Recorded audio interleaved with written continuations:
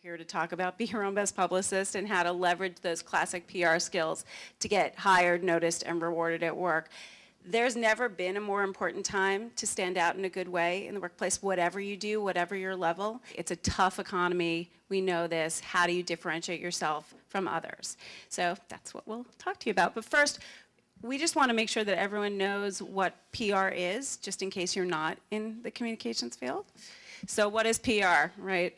PR is about reputation. It's the result of what you do, what you say, and what others say about you. And what it isn't. Well, some of you may be studying advertising as well, but there's a phrase we use in our industry: advertising you pay for, public relations you pray for. And what that means is when you take out an ad, you know exactly what's going to show up, you know what message is going to be on the page, you even know what page it's going to be on, or you know where in a show it's going to air on television. And you certainly hope that what shows up is exactly what you paid for. PR is a little bit different. It's less tangible, and you don't know all of the time what is going to show up until you open the paper that morning or you turn on the television. And what good PR people try to do is to control the process as much as possible and make sure that they're getting the media person they're working with the most accurate, up-to-date information, the messages they want to get out there, into the piece, so that when they read it, they won't be completely surprised or disappointed. On the other hand, PR can often be more credible than advertising because it's a third-party endorsement, and we'll talk more about third-party endorsements later in the presentation, and you often read it as news. Right. I mean, if you think about it, how many people really watch commercials anymore except during Super Bowl, right? You're fast-forwarding through, you're doing that, but you are paying attention, in theory, to the news. We hope so. Both of our husbands are in advertising. Exactly, that's true. So going back to building your personal brand and your reputation, often what makes up your brand is not just what you do during working hours or during school hours. It's what makes you an interesting person all around. So my boss, the Chief Communication Officer of Hearst Corporation, when she interviews people, I now know that she calls it the crazy test. And what that is she always asks people at the end of an interview, what are the last 2 books you read? What magazines would you pick up at a newsstand if you're getting on an airplane? What do you like to do for fun outside of work? And she says the people who stammer and stutter and can't answer that question, or haven't read a book lately, or don't really have any interests outside of work, she doesn't usually hire, because she figures what you do outside of your sort of work persona really makes you a more interesting person and helps you bring more to the workplace. So, tip number 1 is the message is key. In PR, when you get a new project or a new client, the very first thing you do is determine what are your key messages. What is it that you want to communicate to the outside world, to the press, to the public, to your customers? And in essence, since you are your own brand or product that you're promoting out there, you too have to think about what are your key messages. So what makes you unique, what makes you different, what makes you the person that this company wants to hire, or the person that a group in class wants to lead the team. So think about that and consider your audience. Okay, she sort of touched upon this, but we'd love for you to think about this now and as you're leaving. What's your pitch?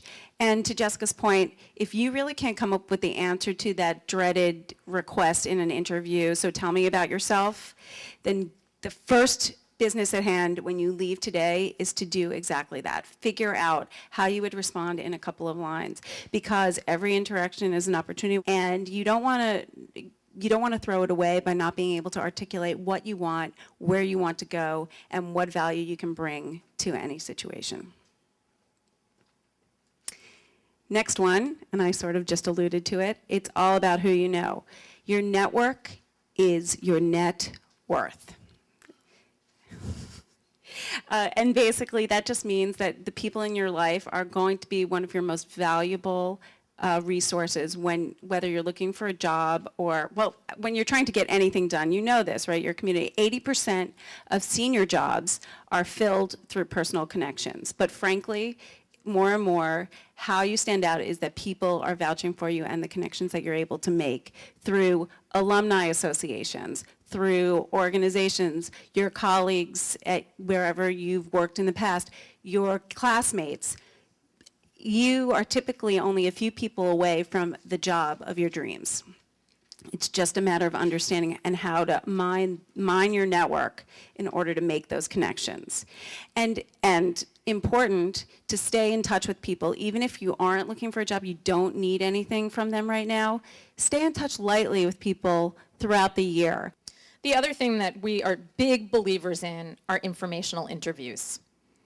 And in fact, we interview someone in our book who has been on about 100 informational interviews over her career and has landed every single job. She works in the TV news business, has landed every single job through informational interviews. She started with her alumni association and built it from there. And the fact is, most people are willing to talk about themselves and how they came up in the business. The trick is, a lot of people are going to say no because they're busy.